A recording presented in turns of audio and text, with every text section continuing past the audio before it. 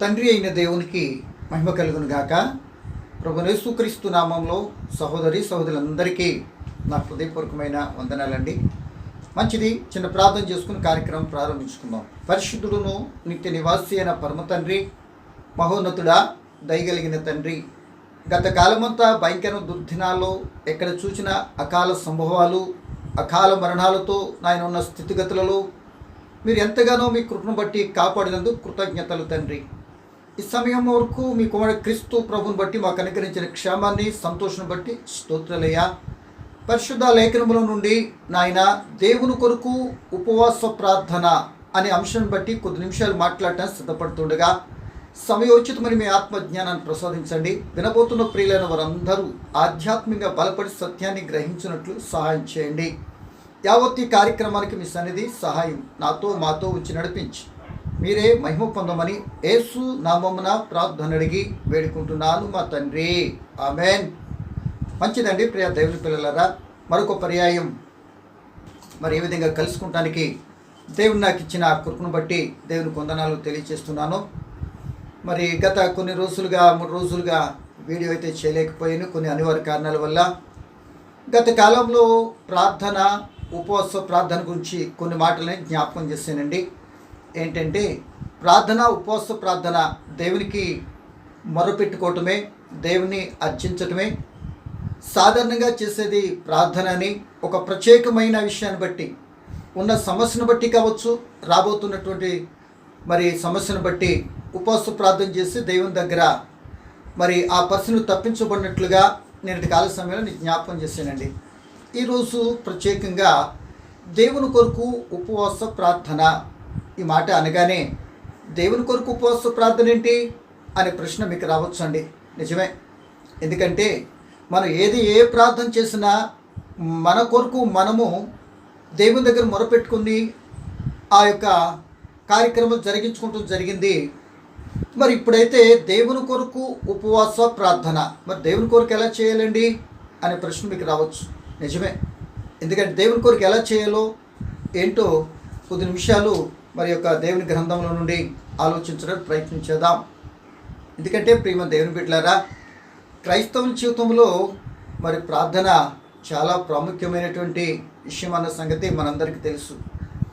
ప్రార్థన లేకపోతే ఆధ్యాత్మికంగా మన ఊపిరి ఆగిపోయినట్లే అన్న సంగతి కూడా మనకు తెలిసిందే. కనుక ఈ సమయంలో దేవుని కొరకు ఉపవాస ప్రార్థన అనే అంశాన్ని గురించి మరి కొద్ది నిమిషాలు నేను మాట్లాడటానికి ఇష్టపడుతున్నాను. దయచేసి మనందరికీ తెలిసిన యెషయా గ్రంథము 58వ అధ్యాయాన్ని మనం కొద్ది నిమిషాలు ఆలోచించడానికైతే మనం ప్రయత్నించేద్దామండి. చూడండి, ఈ గ్రంథంలో మీరు చూసినట్లయితే ఇక్కడ చెప్పబడుతున్న మాట ఏంటంటే దేవుని కొరకు ఉపవాస ప్రార్థన, వారి కొరకు ఉపవాస ప్రార్థన అంటే క్రైస్తవులు వారి కొరకు ఉపవాస ప్రార్థన, అదే క్రైస్తవులు దేవుని కొరకు ఉపవాస ప్రార్థన అనే రెండింటి వ్యత్యాసాన్ని ఈ యొక్క 28వ అధ్యాయంలో మనం చూస్తుంటాం. ఎందుకంటే రెండింటి మధ్య తారతమ్యత, మనం చేసుకున్న ఉపవాస ప్రార్థనకి దేవుడే అంటే మనం చేసుకున్న ప్రార్థన మన కొరకే మనం చేసుకుంటున్నాం. మనతోనే దేవుడు కూడా నా కొరకు ఉపవాస ప్రార్థన చేయండి, ఇది ఈ కార్యక్రమం లేకపోతే ఈ ఉపవాస ప్రార్థన నాకు ఇష్టము, అది నా కొరకు చేయండి అని గ్రంథంలో మనం చూస్తామండి 58వ అధ్యాయంలో. అంటే ప్రియమైన వర్లరా, మన కొరకు మనం చేసుకున్న ఉపవాస ప్రార్థన, మనమే దేవుని కొరకు చేసే ఉపవాస ప్రార్థన, ఈ రెండింటి మధ్య తారతమ్యత కొద్దిగా మనం ఆలోచించడానికి మనం ప్రయత్నం చేద్దామండి. చూడండి ప్రియమైన వర్లరా, ఇశ్రాయేల్ ప్రజలైనటువంటి వారు చేసిన తిరుగుబాటును బట్టి, పాపమును బట్టి వారిలో ఉంచుకొని దేవుని దగ్గరకు వచ్చి, ఇదిగో మాకు అనుకూలంగా న్యాయం చేయి అంటే, మాకు ప్రత్యక్షం కావాలి, మాకు న్యాయంగా తీర్పు తీర్చు అన్నట్లుగా 1-2 వచనాలు మనం చూస్తూ ఉంటామండి. ఆ విధానంగా పాపంతో ఉండి, తిరుగుబాటుతోనే ఉండి వారికి అనుకూలమైన తీర్పు రావాలని కోరుకుంటున్నారు. ఇది ఎక్కడ న్యాయం అండి? ఆలోచించండి. కనుక అయినా వారు అలాగే వెళ్ళి దేవుని దగ్గరికి వెళ్ళి ఏమంటున్నారంటే 3వ వచనం నుండి కొద్దిగా నేను చదువుతున్నాను, గమనించండి. మేము ఉపవాసం ఉండగా నీవెందుకు చూడవు, మేము మా ప్రాణంలోనూ ఆయాసపరుచుకొనగా నీవెందుకు లక్ష్య పెట్టవు అని అందరు. మీ ఉపవాస దినమున మీరు వ్యాపారం చేయుదురు, మీ పనివాని చేత కఠినమైన పని చేయించుదురు. మీరు కలహపడుచు వివాదం చేయించు అన్యాయంగా గుద్దులాడుచు ఉపవాసం ఉందురు. మీ కంఠధ్వని పరమునకు వినబడినట్లు మీరిప్పుడు ఉపవాసం ఉండరు. అట్టి ఉపవాసము నాకు అనుకూలమా? మనుషులు తన ప్రాణమును బాధపరచుకునవలసిన దినము అట్టిదేనా? ఒకడు జమ్ము వలె తల వంచుకొని గోరిపట్ట కట్టుకొని బుడుదులో కూర్చుండుట ఉపవాసమా? అట్టి ఉపవాసం యెహోవాకు ప్రీతికరమని మీరు అనుకుందురా? అంటే ఇక్కడ చాలా విషయం చెప్తున్నాడండి. వీళ్ళు దేవుని దగ్గరకు వచ్చి వాళ్ళు ఉన్నటువంటి లోపంతో ఉన్న స్థితిలో నుండి దేవుని దగ్గరకు వచ్చి అంటున్న మాట, మేము ఉపవాసం ఉంటేనే ఎందుకు చూడవు? ఏమండి, దేవుడు చూసే దేవుడు అండి, ఆయన వినే దేవుడు అండి, ఆయన కనుదు శ్లోకమంతా సంచారం చేస్తున్నదండి. ఆయన చూడనటువంటిది లేదు, ఆయన విననటువంటిది లేదు. కనుక వీరు అనేక పర్యాలు ఉపవాసం ఉండినప్పుడు దేవుడే స్వయంగా, ఇప్పుడు నిన్నటి కాలశంలో మనం చెప్పుకున్నాం కదండి, ఆ యోబేలు పుస్తకంలో పంటలు నాశనం అయిపోయినప్పుడు మరి నిజంగా దేవునికి మొరపెట్టుకుంటేనే కదా దేవుడు విని కదా వీరికి కార్యాలు చేశాడు. అది జ్ఞాపకం రావట్లేదు వీళ్ళకి, అది ఆలోచించట్లేదు. ఎన్నో పర్యాలు ఇబ్బందికరమైన కష్టాలు కలిగినప్పుడు ఇశ్రాయేలు ఉపవాస ప్రార్థన చేసినప్పుడు విని కదా వారికి దేవుడు చక్కటి మార్గాన్ని, కార్యాలు, మరి విషయాలను గ్రహించింది. కానీ ఇక్కడ వీరు తప్పు వీరిలోనే పెట్టుకొని దేవుని దగ్గర వచ్చి క్షమాపణ కోరుకుంటూ మానేసి వీళ్ళేమంటున్నారంటే, మేము ఉపవాసం ఉంటే నువ్వు ఎందుకు చూడవు అంటున్నాడు. అంతకుముందు దేవుడు చూడలేదండి, చూడబట్టే కదా, వినబట్టే కదా కార్యాలు చేశాడు. ఇప్పుడు ఎందుకు ఇలా మాట్లాడుతున్నారు అని అంటే, ఒక వ్యక్తి తన జీవితంలో తాను అనుకున్నటువంటి ఉద్దేశంతో చెడుగు, తిరుగుబాటు, పాపం ఉంటే ఇది ఇలాగే మాట్లాడతారండి, ఇలాగే వస్తాయండి. నేను ఉపవాసం ఉంటే ఎందుకు చూడవు? దేవుడు ఎందుకు చూడండి, చూస్తాడు. ఆయన చూడనటువంటి దృశ్యం ఏది కూడా లేదు కదా, సృష్టిలో ఏది కూడా లేదు కదా. కనుక ఏమంటున్నాడంటే, మేము ఉపవాసం ఉంటే మా ప్రాణాలు ఆయుసపరుచుకుంటే, దుఃఖపరుచుకుంటే, ఇదిగో మేమేమో దుఃఖపడుతూ ఉంటే జమ్ము వలె తల ఉంచుకొని గోనె పట్ట కట్టుకొని ఉపవాసం ఉంటే నువ్వెందుకు చూడవు అంటున్నాడు. అంటే దేవునితోనే వాదన పెట్టుకుంటున్నాడు. మేము ఉపవాసం చేస్తున్నాం, మాకు అనుకూలంగా నువ్వు చెయ్యి, మా మాట విను అని అంటున్నాడు.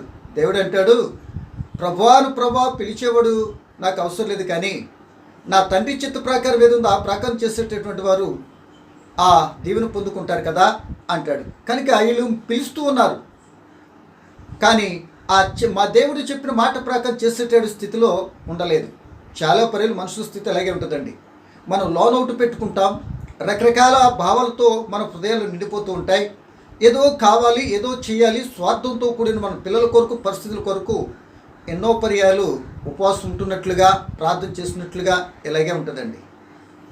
కనుక వీళ్ళు చేయవలసినటువంటిది వారు అనుకున్న ప్రకారం ఉపవాసం ఉంటున్నారు. అది దేవునికి ఎలా అనుకూలం అవుతుందండి? ఏమండి, కనుక ఇక్కడ చెప్తున్నది దేవునితో వాదన పెట్టుకుంటారు. దేవునితో వాదన పెట్టుకుని ఎవరు గెలుస్తారండి? అటువంటి స్థితిలో దేవుడు వాళ్ళకి గద్దించక, ఏంటి మాట్లాడుతున్నారని సీరియస్ కాకుండా తన పిల్లలు కనుక దేవుడు ఉపేక్షించి వారున్న స్థితిని స్పష్టంగా చెప్తాడు. ఇదేనండి మనం చేస్తున్న ఉపవాస ప్రార్థనకి దేవుడు చేయమని చెప్తున్న ఉపవాసం తేడా ఏంటంటే, మనం మన స్థానాల్లో మనకేదో కావాలి, లబ్ధి కావాలని చేసుకున్న మాటలకి ఆ మాటలు దేవుడు విని, అంటే వినబట్టే కదా మీరు వింటలేదని అడుగుతుంటే, నేను ఎందుకు వింటలేదు? వింటున్నా, కానీ వింటున్నానని మీకు గ్రహింపలేదు. నేను వినేటటువంటి విధానం ఎలా చేయాలో గత కాలంలో మీరు చేసినటువంటి స్థితి ఏదో మీకు జ్ఞప్తికి రావట్లేదు. కానీ ఇప్పుడు మీరు రాంగులో ఉండి, తప్పులో ఉండి మంచి తీర్పు రావాలి, మా మాటలు ఎందుకు వింటలేదు అని అడుగుతూ వాదన పెట్టుకున్నారంటే, నిజంగా వాళ్ళ స్థితిగతులన్నీ ఎరిగిన వాడు కనుక ముందు షటప్ అండ్ గెటప్, బయటికి వెళ్ళండి అనవచ్చు. కానీ అనలేదండి దేవుడు. తన పిల్లలు కనుక, కరుణగల తండ్రి కనుక వారి లోపం మీద ఎత్తు చూపి ఎలా చేయాలో, నా కొరకు ఉపవాస ప్రార్థన ఎలా చేయాలో చెప్పాడండి. ప్రియమైన దేవుని పిల్లలారా, తండ్రి తన బిడ్డలకు చెప్పకుండా ఏది మనం చేసుకోలేము. తండ్రి మనకు నేర్పిస్తాడు, కానీ యోహాను సువార్తలు అంటాడు, ప్రియమైన దేవుని బిడ్డలారా, తండ్రి ఏది చేయ చూసునో పిల్లలు కూడా అదే చేస్తారు అంటాడు. కనుక ఇక్కడ చెప్తున్న మాట, వారిలో ఉండటం లోపం పెట్టుకుని మీరు చేస్తున్నారు కనుక నాకు అది ఇష్టమా, అది నాకు అనుకూలమా అని అంటూ వారిలోని స్థితిని తెలియపరుస్తుంది. ఏమని 4:3 వచ్చిన జగు భాగం చూడండి. మీ ఉపవాస దినమును మీరు వ్యాపారములు చేయుదురు, పనివాని చేత కఠినమైన పని చేయించుదు, కలహపడుచు వివాదం చేయించు, అన్యాయంగా గుద్దులాడుచు ఉపవాసం ఉందురు. అంటే ఇవన్నీ ఉన్నప్పుడు వ్యాపారం మానరు, పనివాని చేత కఠిన పని చేయించుదురు, కలహాలు విడిచిపెట్టరు, మరి గుద్దులాడుదురు, అన్యాయంగా మరి ఇవన్నీ చేస్తున్నారు కనుక ఇటువంటి స్థితిలో ఉన్నప్పుడు మీ స్వరము నేను ఎలా వింటా? నాకు వినపడదు కదా. అదే 59 చూడండి, రక్షింపనేరకుండినట్లు యెహోవాస్తం కుర్చీ కాలేదు, విననేరకుండినట్లు ఆయన చెవులు మందము కాలేదు.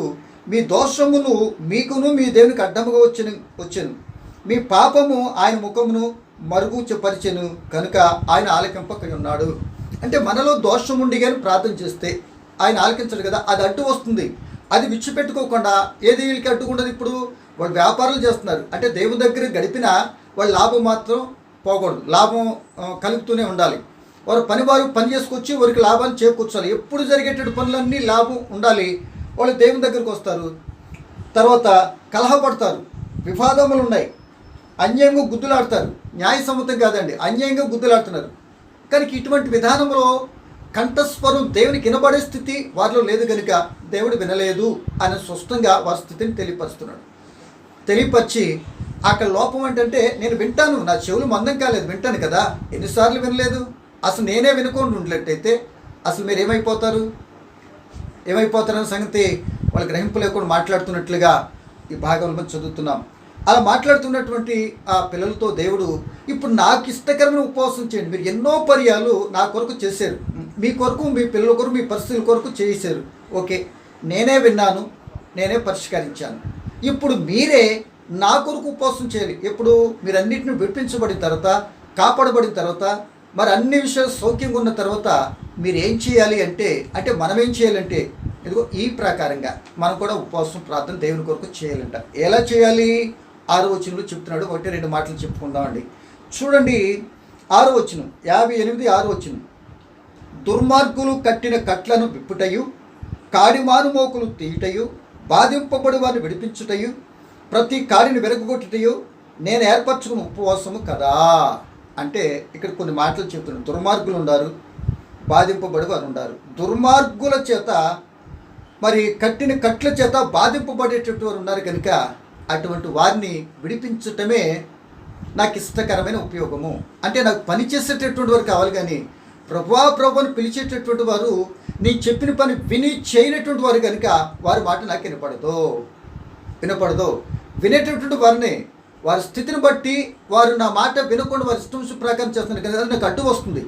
కీర్తన గ్రంథం 66:18 అంటాడండి, మీ పాపములు దేవుని మాట వినకుండా చేస్తున్న అడ్డుగా వస్తున్నాయి. ఆయన మన మనవి వినకపోవటానికి మన పాపములే కనుక అది విడిచిపెట్టి ఆ దుర్మార్గతను బయటకు వచ్చి ఇప్పుడు ఏం చేయాలి? దుర్మార్గుల కట్లు విప్పాలి. దుర్మార్గులు కట్టిన కట్లు విప్పాలి. ఎవరు విప్పారండి? ఆ పనిని ఎవరు చేశారు అని అంటే మోషే గారిని కానీ ఒక్కసారి కానీ మనం ఆలోచన చేస్తేనండి ప్రియమైన వాళ్ళరా, ఆయన ఫరో మరి కట్టిన కట్లు, బంధకాలు, వాళ్ళు హింసించిన తీరు ఆ ఇశ్రాయేలీలను ఐగుప్తు దేశంలో మనకు కనబడుతుంది. ఎంత కఠినమైన బానిసత్వం చేయించాడో, ఆ కఠినత్వంలో నుండి వారు తప్పించుకునే మార్గం లేక, ఆ రాజును ఎదిరించలేక, ఆ దానికి కట్టుబడిపోయి నలిగిపోయిన స్థితిలో నుండి బాధింపబడుతూ అప్పుడు ఇశ్రాయేలీలు మరి దేవునికి మొరపెడితే మనందరికీ తెలిసిందే కదండి. మోషేను అక్కడ రక్షకునిగా పంపించాడు. మొత్తం మీద వారి నుండి విడిపించినట్లుగా మనకు కనబడుతుంది. అంటే ప్రియమైన వాళ్ళరా, మనం ఎప్పుడైతే ప్రార్థన చేసి విడుదల పొంది లేకపోతే మేలు పొందేమో మనం ఏం చేయాలి అంటే ఇలా బంధింపబడుతున్నటువంటి ఎవరైతే ఉన్నారో వారి కట్లు విప్పాలి. అంటే వాళ్ళు ఏ కట్లు కట్టారు, ఎవరు కట్టారు? కట్లు బయటికి కనబడవండి. వారు పెడుతున్నటువంటి మానసిక ఒత్తిడికి వారు ఏం చేయాలి? దేవుని చిత్తాన్ని బట్టి వాళ్ళు ఆ కట్లను విడిపించబడటానికి దేవుని చేతను పంపబడే వ్యక్తిగా ఉండాలి అని ప్రభుని బట్టి మీకు జ్ఞాపకం చేస్తున్నాను. కనుక ఆ రోజున పంపబడ్డాడు. ఈ రోజున దేవుని పిల్లలుగా ప్రభుని పిలవటమే కాదు, ఆయన ద్వారా లబ్ధి పొందటమే కాదు. కనుక ఒకవేళ ఆ లబ్ధి పొందిన మనము ఇతరులకు ఉన్నటువంటి బంధకాలలో నుండి, సాతాను కట్ల నుండి, భయంకరమైనటువంటి రుగ్మతల నుండి, లోక సంబంధ ఆచార కట్టడాల నుండి విడిపించడానికి నీ వంతు నీవు పని చేసినప్పుడు మాత్రమే అది దేవునికి ఇష్టకరమైన పని, అది నిజమైన దేవునికి ఉపవాసపు లిస్టులోకి వస్తుందనే సంగతిని ప్రతి క్రైస్తవుడు గమనించి ఈ పనిని కానీ కొనసాగిస్తే అసలు మన ఊర్లో ఆ దేవునికి వ్యతిరేకులు ఉండగలుగుతారా? అసలు క్రైస్తవుడు పనిచేస్తున్నాడా? ఈరోజు ఇటువంటి పని ఉందా? ఇటువంటి ఉపవాస ప్రత్యేకమైనటువంటి ఆరాధనలు ఉన్నాయా అంటే కష్టం. మనం ఒకవేళ ప్రత్యేక ప్రార్థనలు ఈ ఉపవాస ప్రార్థనలు అరేంజ్ చేసుకున్నా మన స్వార్థం, మన గుళ్ళోని మనం ఈ పనులు మన కోరికే చేసుకుంటామే తప్ప, ఇదిగో దేవుడు కోరుకున్న ఉపవాస ప్రార్థన బాధింపబడి వారి కట్లను విప్పాలి, అది ఇష్టమైందని దేవుడు చెప్తుంటే ఆయనకి ఇష్టకరమైన ఉపవాస ప్రార్థన మనం ఎప్పుడైనా చేసేవా అంటే అనేక మంది జీవితాల్లో ప్రశ్నార్థం. కానీ ఇప్పుడైనా ఆలోచింది, నేను చేసే ఉపవాస ప్రార్థన నా గురించి, నా కుటుంబం, నా పరిస్థితి, నా పరిధి మించి ఇతరుల యొక్క కట్లు తెంపగలిగేటటువంటి విధానంలో దేవుని సహాయం కోరుకుని వారితో మాట్లాడి రక్షణలోకి నడిపించేనా అనేది ప్రశ్నించుకుంటే ప్రశ్నార్థంగా మిగులుతుంది. పని లేని వానికి జీతం ఉండదు. ఆ పని కానీ చేయకపోతే, కట్లు విప్పేటటువంటి బంధకాలను విడిపించేటువంటి పనిని కానీ చేయకపోతే దేవునికి ఇష్టకరమైన పని చేసిన వాడవు కాదు కనుక, నీ ఇష్టం వచ్చినట్టు నువ్వు చేసుకున్నావు కనుక అప్పుడు నీకు దేవుని దగ్గర ఉండేటటువంటి ఆ పరలోకాన్ని కోల్పోయే ప్రమాదంలో పడుతున్న సంగతిని మనం గమనించుకోవాలి. ఒక మోషే అన్ని వదులుకున్నాడు. ఆ యొక్క ఐగుప్తి రాజ్యంలో అయితే 40 సంవత్సరాలు ఉన్నటువంటి ఆ పరిస్థితిని వదులుకున్నాడు. ఏమండి, ఇశ్రాయేలు ప్రజలైన వారితో అన్ని వదులుకొని అల్పకాల పాపభోగం అనిపించటం కంటే దేవుని ప్రతి నింద అనిపించటం గొప్ప అనుకున్నాడు. అంటే ఐగుప్తిలో సకల విద్యలు ప్రవీణుడు, అన్నీ వదిలేసుకున్నాడు. దేవుని కొరకు అన్నీ వదులుకొని వారి రక్షణ కొరకు, వారిని విమోచించడానికి, విడిపించడానికి దేవునికి ఇష్టకరమైన ఉపవాసం చేశాడు. గత కాలంలో 2 పర్యాలు ఉపవాసం ప్రత్యేకంగా దేవునితో గడిపి అదే ఇశ్రాయేలీయులకు ప్రియమైన వాళ్ళరా ధర్మశాస్త్రాన్ని, వారి ప్రవర్తన తీరు సక్రమంగా ఉండగలిగే ధర్మశాస్త్రాన్ని తీసుకొచ్చాడు కదా, కట్టడ విధులు. కనుక ఆ మాటను మనం చూడండి. ఏప్రిల్ రాసిన పత్రిక, మరి లేదంటే ఒకవేళ అపోస్తుల 7వ అధ్యాయంలో అది ఎన్ని ఆధిక్యతలు కలిగి ఉన్నాడో 21 వచ్చిన చదువుతున్నాం చూడండి ఒకసారి. 21, 22 మోషే ఐగుప్తుల సకల విద్యలు అభ్యసించి మాట ఎందును కార్యములు ఎందును ప్రవీణుడై ఉండెను. అంటే ఈయన ఎంతండి, ఒకవేళ నోటు మాన్యం గెలవడని చెప్పిన ఐగుప్తులో ఈయన చెప్తున్న మాట. హెబ్రీ పత్రికలో మనం చూస్తే ఆయన ఏం చేస్తాడంటే, మరి 1-2 మాట చెప్పి నేను ముగిస్తానండి. ఇంకో వ్యక్తిని గురించి కొద్ది మాటలు ఆలోచించే ప్రయత్నం చేద్దాం. 11వ అధ్యాయం 24వ వచనంలో ఏమంటున్నాడంటే, ఆయన గురించి చెప్పబడిన మాట 24, మోషే పెద్దవాడైనప్పుడు విశ్వాసమును బట్టి ఐగుప్తు ధనము కంటే క్రీస్తు విషయమైన గొప్ప భాగ్యం ఎంచుకుని అల్పకాల పాపభోగములు అనుభవించుట కంటే దేవుని ప్రజలతో శ్రమ అనుభవించుట మేలని యోచించి, అంటే ఏమి యోచించాడు? దేవుని ప్రజలతో శ్రమ అనిపించడం మేలట. ఆ విధంగా అన్ని కష్టాల, అన్ని పరిస్థితులు వదులుకొని దేవుడిని విమోచించాడు కనుక మోషే తన ఇల్లంతట్లో నమ్మకమైనటువంటి వాడిగా మిగిలిపోయాడు. మోషే అనేక మందిని నడిపించేటువంటి నాయకుడిగా మిగిలిపోయాడు. మోషే ప్రార్థించగానే వెంటనే దేవుడు ఆలకించి నేను ఉన్నాను అని అంటూ ప్రతి ప్రార్థనకి జవాబు పొందినట్లుగా మోషే జీవితంలో మనం చూస్తూ ఉంటాం. కానీ ప్రేమ దేవుని బిడ్డలారా, దేవుని కొరకు ఉపవాస ప్రార్థన అనగానే మనం అన్నీ అణిచిపెట్టుకొని ఆ ఇతరుల యొక్క బంధకాలలో ఎవరైతే నీ చుట్టుపక్కల, నీ ఇంటి పక్కల ఎవరైతే నీ భర్త, నీ కొడుకు, కుమారులు, కుమార్తెలు ఉన్నారో ఎప్పుడైనా ఉపవాస ప్రార్థనతో వారి బంధకాలను విడిపించు ప్రభువా, వారిని రక్షించు నాయనా అని వాళ్ళకి ఎప్పుడైనా క్రీస్తు ప్రభుని గురించి సూటిగా, తేటగా వాళ్ళు ఉన్నటువంటి తప్పును సూటిగా తెలియపరిచి వారి కొరకు ప్రత్యేకంగా నువ్వు ప్రార్థన చేసేవా అని అంటే అనేక మంది క్రైస్తవ జీవితంలో ప్రశ్నార్థకం. అలా చేయకపోతే నువ్వెన్ని చేసినా, ఎన్ని ప్రార్థన చేసినా అది దేవునికి ఇష్టకరమైనది కాదు కనుక నీకు మాత్రం కష్టకరమైన ఫలితం తెస్తానే సంగతిని గుర్తెరిగి ఎప్పటికైనా దేవుని కొరకు బాధింపబడినటువంటి వారిని, అంటే శారీరకంగా నేను చెప్పట్లేదు, ఆధ్యాత్మిక సంబంధం విషయంలో వారి చెడు క్రియలో, వ్యసనాలతో బానిసైపోతున్నట్టు వారి కొరకు సువార్త చెప్పి విడిపించడానికి నీ వంతు నువ్వు పని చేసినట్లయితే అది దేవునికి ఇష్టకరమైంది, నువ్వు మాత్రం ఫలితాన్ని పొందుకుంటావు అనే సంగతిని నేను జ్ఞాపకం చేస్తాను. 2వ వ్యక్తిని గురించి ఒక మాట చెప్తాను. ఇశ్రాయేలు చేతంతా ఆ యొక్క బబులోను దేశంలో ఉన్న సందర్భంలో ఎస్తేరు అనాథ అతిలోక సుందరిగా 27 సంస్థానాలకు అధిపతి అయిన అహష్వరోసు రాజుకు భార్యగా ఎన్నిక చేశాడు దేవుడు. రాణిగా ఉంది. ఈలోపు అదే దేశంలో ఉన్నటువంటి ఆ జాతి వారు, ఎస్తేరు యొక్క జాతి, యోధా జాతి, ఆ జాతి వారందరూ ఒకే రోజున చంపబడేటటువంటి శాసనం పుట్టించాడు ఆనాటి మంత్రిగా ఉన్నటువంటి హామాన్. మనందరికీ తెలుసు, మొర్దెకయి కేవలం ఒక నమస్కరించినందుకే ఆ అంత అగత్యానికి ఒడికట్టినట్లుగా మనకు కనబడుతుంది. చాలా పర్యాల దరిద్రత ఏంటంటే వారు నాయకులై ఉండి వారిని సరైన విధానంలో రిసీవ్ చేసుకోకపోతే, లేకపోతే వాళ్ళకి నమస్కరించకపోతే వాడికి ఎంత గర్వమో, నేను నాయకుని సంగతి గుర్తులేదా అని మరీ ఆ నమస్కారాలు పెట్టించుకునేటటువంటి స్థితిలో ఉంటారు కొందరు. అదేంటో మరి నాకు తెలియదు, కానీ ఆ స్థితి మరి హామానుకి అది బాధగా కలిగి జాతినంతా నాశనం చేయాలని రాజు దగ్గర ఉంగరం తీసుకున్నాడు, ముద్రించాడు, మొత్తం మీద ఒకరోజు చంపబడాలి. ఈ విషయం ఎస్తేరికి తెలిసింది. ప్రియమైన వర్లరా, ఆ జాతిని రక్షించడానికి, ఆ జాతిని ఆ యొక్క బంధకాలను విమోచించడానికి, ఆ రాణిగా ఉన్నటువంటి ఆమెకి కొదువ లేదు, కొరత లేదు, లోటు లేదు. 10 మంది రమ్మంటే వస్తారు, పొమ్మంటే పోతారు. ఒక్కడి కాదు కదా. అంత విలాసవంతమైన పరిస్థితిలో దేవుడు ఆ బిడ్డకి ఆధిక్యతను అనుగ్రహించాడు, అనాథైన ఎస్తేరికి. కానీ ఈ విషయం తెలిసింది. అప్పుడేమిటో తెలుసా? నా ప్రాణం పోయినా పర్వాలేదు, అది న్యాయ వ్యతిరేక్తంగా ఉన్నాను పర్వాలేదు, నేను రాజు దగ్గరికి వెళ్ళి ఇదిగో నా ప్రజలు విమోచించడానికి నేను నిలబడతా, నేను ఉంటా, నేను విడిపిస్తా అని ఎస్తేరు ప్రాణానికి తెగించి రాజు దగ్గరికి వెళ్ళి, ప్రియమ దేవుని బిడ్డలారా, ఇశ్రాయేలీ జాతినంతా ఇశ్రాయేల్ జాతినంతా ఆ యొక్క పరో కట్టిన కట్ల నుండి, ఆ బానిసత్వం నుండి, ఆ చంపబడేటటువంటి ప్రాణం పోయేటటువంటి పరిస్థితిలో నుండి వాను విమోచించడానికి కారకురాలిగా నిలబడింది చరిత్రలో ఎస్తేరుగా. ప్రియమ దేవుని బిడ్డ, అక్కడ చేసిన ప్రార్థన ఏంటో తెలుసా? మాకు శత్రు బారి నుండి ప్రాణభయం నుండి తప్పించు నాయనా అంటూ ఆ ఇశ్రాయేలు ప్రజలు, యోధా జనాంగము, ఎస్తేరు పనికత్తెలు అందరూ 3 దినాలు ఉపవాసం చేశారు. అక్కడ జరిగింది ఏంటో తెలుసా? నా ప్రియమైన సోదరుడా, సహోదరి, శత్రు బారి నుండి మా ప్రాణాన్ని రక్షించు అని దేవునికి ప్రార్థన చేస్తే వీళ్ళు, ప్రియమ దేవుని పిల్లలు, అక్కడ జరిగింది ఏంటంటే శత్రువునే దేవుడు లేకుండా చేసి శత్రువులను వీరు సంహరించి ఆ దేశానికి అధిపతులను చేశాడు. చూసారా? శాసనాలు మారిపోయినవి. మీకు ఇష్టమైన శాసనాన్ని మీరు రాసుకొని ముద్రించుకోండి అనే స్థాయికి వచ్చేసింది.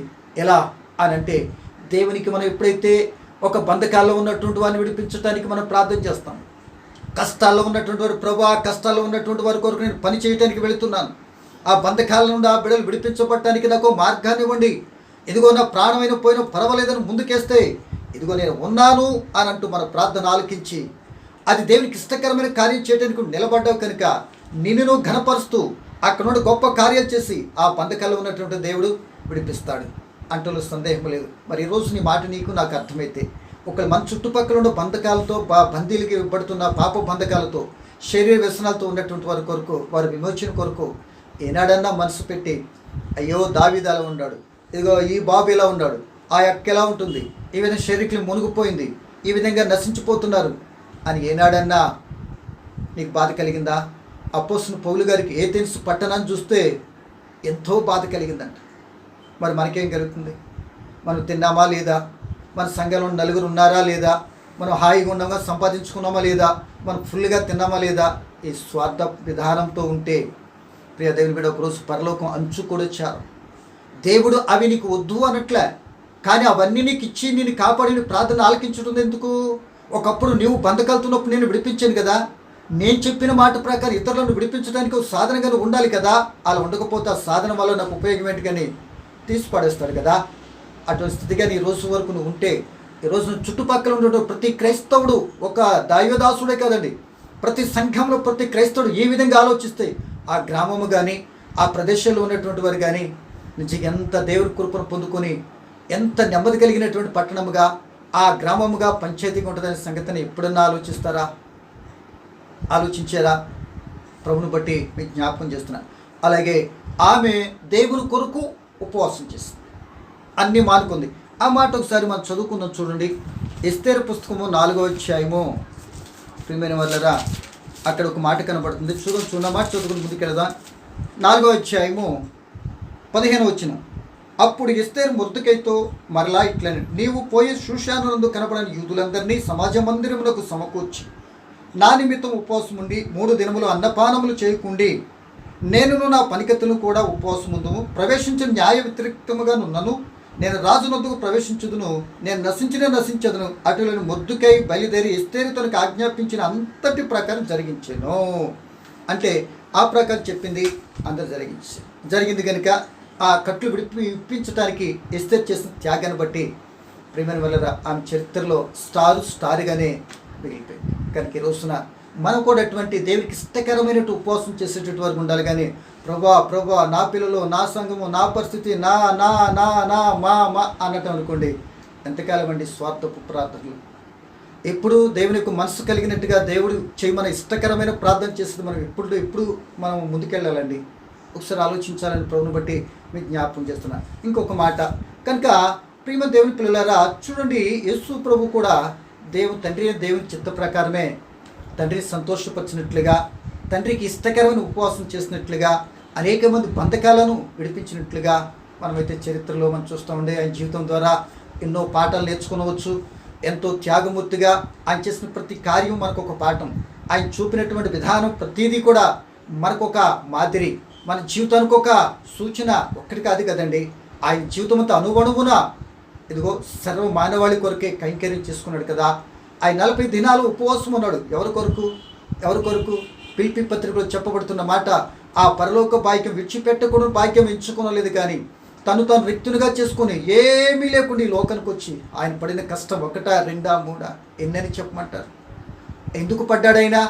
ఎందుకు అంత త్యాగమూర్తిగా మార్చబడిపోయాడు అని అంటే, దుష్టుడు కట్టిన పాప బంధకాల నుండి, దుష్టుడు కట్టిన కట్ల నుండి, ఆ దుష్టుడికి అప్పటికి లోకమంతా కూడా ఆక్రమించేసుకొని, ఆ లోకమంతా కూడా దుష్టుని బంధకాలలో ఉన్నటువంటి వారిని విడిపించడానికి కదా యేసు చేసిన త్యాగం. ప్రియమైన దేవుని బిడ్డ, సహోదరుడా, ఆయన ద్వారా ఒకనాడు నువ్వు నేను ఆ బంధకాలను విడిపించబడిన మనము మరి ఆ బంధకాల్లో ఉన్నటువంటి వారిని చూసినప్పుడు నీకు నాకు బాధ కలగొద్దా? నీకు నాకు ఒక ఆలోచన రావద్దా? నీకు నాకు వాళ్ళని విడిపించలేని తృష్ణ మనకు కలగొద్దా? అవి కలగటం మానేసి ఇదిగో మీ స్వస్థల పశ్చాత్తం రండి, స్వస్థ ప్రార్థన చేస్తాం రండి, మీకేదో మేమేదో చేసేస్తాం రండి, ఇలా చేసేస్తామండి అంటారు. అది మన వల్ల వద్దండి. అది దేవుడు నీకు నాకు చెప్పాడన్నమాట. అవి ఎందుకు సార్? అవి ఎందుకండి మనకి? ఇప్పుడు చెప్పమన్నది శిష్యులతో చెప్పింది కూడా అదే కదా. చనిపోతూ తిరిగి లేచి పైకి వెళ్ళేటప్పుడు, పరలోకానికి వెళ్ళేటప్పుడు నాకు శిష్యులుగా చేయండి. ఆ శిష్యులుగా అవ్వటానికి మాట ఇది. ఇదిగో నా యొక్క మరణ పునరుద్ధానం తెలియపరిచి నాకు శిష్యులుగా చేయండి, సువార్తం చెప్పండి అన్నాడు కదా. కానీ మనమైతే ఎక్స్ట్రా చేసేస్తున్నామేమో. కనుక నా ప్రేమ దేవుని పిల్లలరా, ఇక్కడ యేసు ప్రభు 40 దినాలు ఉన్నాడు. మత్తయి సువార్త, మార్కు సువార్తలో 3 సువార్తలు మనకు కనపడుతుంది. కనుక ఇప్పుడు చెప్పే ఒక మాట, ఆయన చేసినటువంటి త్యాగం, ఆయన చేసిన త్యాగం అనేక మంది బంధకాలను విడిపించడానికి, కష్టాల నుండి తప్పించడానికి అన్నీ వదులుకొని, నక్కలకు బొరియలు ఉన్నాయి, ఆకాశ పక్షులకు గూళ్ళు ఉన్నాయి, ఆయనకేం లేదు, తల వాల్చుకుంటాను స్థలం మీద. అందరికీ రొట్టెలు పెట్టాడు, చేపలు పెట్టాడు, కానీ నేను ఆకలితో మలమటిచ్చాడు. ఆఖరికి అంటాడు కల్వరి శిలువలో, నేను దప్పికొనుచున్నాను. అందరి దాహాన్ని తీర్చాడు ఆయన. అందరి కొరకు అందరి గాయాలు కట్టాడు, అందరి హృదయాల బాధలను తీర్చాడు. ఆయనను తెలుసుకున్నటువంటి వారు బ్రతుకులు సంతోషంగా మార్చాడు. బంధకాల నుండి, పాపం నుండి, సాతాను దుష్టక్రియల నుండి, లోక ఆచారం నుండి, పరిస్థితులన్నిటి నుండి ఆ యేసు ప్రభు విడిపించాడు. అటువంటిది చేయాలి ఉపవాస ప్రార్థన, అది నాకు ఇష్టమైంది అంటున్నాడు. తండ్రి ఇష్టాన్ని నెరవేర్చాడు కనుక ఈయన నా ప్రియమైన కుమారుడు అన్నాడు. చివరాకారికి కూడా కల్వరి శిలువలో ఆయన మరణించే సమయంలో ఆ శిలువ మీద కూడా అప్పటి వరకు వీళ్ళందరూ కొట్టిన తీరంతా కూడా కళ్ళారా చూసిన యేసు ప్రభు ఆ శిలువ మీద పలికిన మాట ఏంటో తెలుసా? తండ్రి వీరేం చేస్తున్నారో వీరు ఎరుగరు కనుక వీరిని క్షమించు అని పలికాడు. ఎంత చక్కటి మాట, ఎంత క్షమాగుణం కలిగిన మాట, ఎంతగా బంధకాలను విడిపించబడాలి అని ఆశించిన మాట. ఒకసారి ఆలోచించండి. కనుక ప్రియమైన దేవుని పిల్లలారా, ఈ సమయంలో ఒకటి ఆలోచించండి. కనుక ఆ బంధకాలను విడిపించబడేటటువంటి స్థితే తండ్రిని దేవుడు కోరుకుంటున్నాడు. అదే నాకు ఇష్టకరమైన ఉపవాసం. ఎప్పుడన్నా ఆయనకి ఇష్టకరమైన ఉపవాసం మనం చేసేమా? ఆలోచించండి. అపోస్తలుడైన పౌలు గారు అయితే మొత్తము మరి సర్వసాన్ని వదులుకున్నాడు. ఆయనకున్న కలిగిన ఆధిక్యతలను పెంటతో సమానంగా ఎంచుకున్నాడు. అనేక పర్యాయాలు మరి సెరసాలలో, ఉపవాసంలో, జాగరణతో ఎన్నో కష్టాలు పడి అనేక మంది కష్టాలను క్రీస్తు ప్రభు తర్వాత క్రీస్తు అంతటా పని చేసినటువంటి వ్యక్తిగా పౌలు గారు ఉన్నారు. ఆయన మార్గదర్శి అంటే క్రీస్తు తర్వాత మనకు చూపినటువంటి మార్గాన్ని అందరికీ పౌలు గారు కూడా మార్గదర్శి. మరి మార్గము యేసు. ఆ మార్గంలో నడుస్తూ మనకు కూడా పౌలు గారు చక్కటి మార్గాన్ని, నేను క్రీస్తును పోలి నడుస్తూ నన్ను పోలి కూడా నడవండి అనే విధానంలో మాట పలికాడు. కనుక ఈ సమయంలో ఆయన్ని మాట బట్టి మనం చూస్తే ప్రియమైన వాళ్ళరా, 2 కొరింథీ పత్రిక 11వ అధ్యాయము 23వ వచనం చదివితే ఆయన పడిన కష్టాలు 1, 2, 3 చెప్పలేమండి. అన్ని బాధలు పడి ఇంకా చెప్పవలసిన అనేకులున్నవి. ఈ యొక్క కష్టాల బాధల నుండి తిమోతికి రాస్తాడు, నా విశ్వాసాన్ని కాపాడుకున్నాను, ఇదిగో నా యొక్క విశ్వాస పరుగును తుదముట్టించాను, అలా చేశాను కనుక, అన్ని వదులుకున్నాను కనుక నా నెత్తి మీదకి జీవ కిరీటాన్ని దేవుడు నాకు ఇచ్చాడంటూ తన కుమారుడు తిమోతిని కూడా 2 తిమోతి 4వ అధ్యాయంలో మనం చూస్తూ ఉంటాం. కనుక ఈ విధానంగా దేవుని పనిని చేస్తే వెంటనే దేవుడు మన మాట ఆలకిస్తాడు. ప్రియమైన దేవుని బిడ్డ, 3 విషయాలు 3 మాటలు ముచ్చటగా చెప్పాను. మోషే గురించి చెప్పాను, ఎస్తేరు గారి గురించి చెప్పాను, క్రీస్తు ప్రభువునికి ఒక మాట చెప్పాను, పౌలు గారి గురించి ఒక మాట చెప్పాను. కొద్దిగా రిఫరెన్స్ ఇచ్చాను, మీరు చదువుకోండి, భావన మీకు అర్థమవుతుంది అన్నట్లుగా నేను జ్ఞాపకం చేస్తున్నా. ఇకపోతే యెషయా గ్రంథం 58 మరొకసారి అండి ఆ మాట ఏం చెప్తున్నాడు. ఈ విధంగా కానీ మనం ఉపవాసం చేసినట్లయితే ఆయన చెప్తున్న మాట ఇంకేమంటున్నాడు. ఇంకో మాట చూద్దాం చూడండి. యెషయా గ్రంథము 58 మరొకసారి అండి. అక్కడ ఏమంటుందంటే 7వ వచనం కూడా 1-2 మాటలు చదువుకుంది, మరి ఇది అవసరం కనుక. అంటే బాధింపబడిన దుర్మార్గుల కట్లు విప్పటమే నాకు ఇష్టమైన ఉపవాసం అని కింద మరొక మాట చెప్తున్నాడు. ఏమని? నీ ఆహారం ఆకలి కొనువానికి పెట్టుటయు, నీ రక్త సంబంధికి ముఖం తిప్పుకుంటుటయు, దిక్కుమాలిన పేదలు నీ ఇంట చేర్చుకుంటాయు, వస్త్రహీను నీ కనబడినప్పుడు నీకు వస్త్రములు ఇచ్చుటయు, ఇదే కదా నాకు ఇష్టమైన ఉపవాసం. 2వ మాట చెప్తున్నాడండి. అంతవరకు నువ్వు ఉపవాసం ఉన్నటువంటి రోజు నీకు ఆహారం ఉంది కదా, అది పేదలకి పెట్టు, మూట కట్టుకొని ఇంట్లో పెట్టుకొని మళ్ళీ వెళ్ళి నువ్వు తినేమని కాదు. ఇక్కడ చెప్తున్న మాట అయితే అదేనండి. ఇక్కడ చేస్తున్నది ఆ సందర్భంలో నీ ఇంటికి దిక్కుమాలినటువంటి వారు ఎవరన్నా దేన స్థితిలో వస్తే వాడిని ఇంటి చేర్చుకో, పరామర్శించు. ఒకవేళ ఈ రోజున అలా చేర్చుకుంటే కరోనా వచ్చేది అనుకుని కనీసం పెట్టడానికి కానీ చేయటానికి కానీ వారితో మాట్లాడటానికి కానీ మనం చేయట్లేదు కదా. కనుక ప్రియ దేవుని పిల్లలారా, ఎలా ఉంటుందో ఒకసారి పరిస్థితిని అర్థం చేసుకుందాం. కనుక ఇంకేమంటున్నాడంటే, ఏమైనా ఆకలి కొని వారికి ఆహారం పెట్టాలి, దిక్కుమాలని ఇంట చేర్చుకుని, వస్త్రహీనుడు కానీ నీకు కనబడితే ఏం చేయాలి? నీ వస్త్రాలు ఇవ్వు, వాళ్ళకి వస్త్రాలు ఇవ్వు. ఇదే కదా నేను ఏర్పాటు చేసుకున్నటువంటి ఉపవాసం అంటున్నాడు. అలా చేయాలి.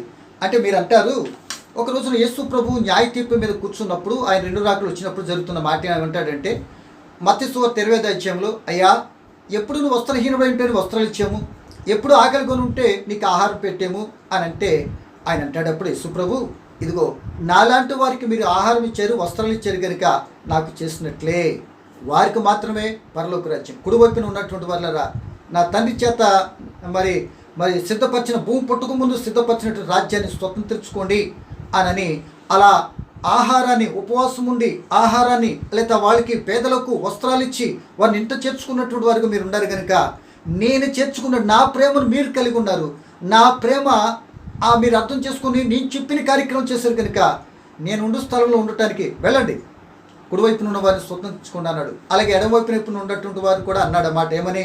ఎప్పుడు వచ్చారు నాయన, ఎప్పుడు పెట్టేవంటే, నాలాంటి పేదలు మీ దగ్గరకు వచ్చినప్పుడు పెట్టలేదు కనుక పోండి, సాతాను మన రాజ్యానికి సిద్ధపరిచిన నరకంలోనికి పోండి అన్నాడు.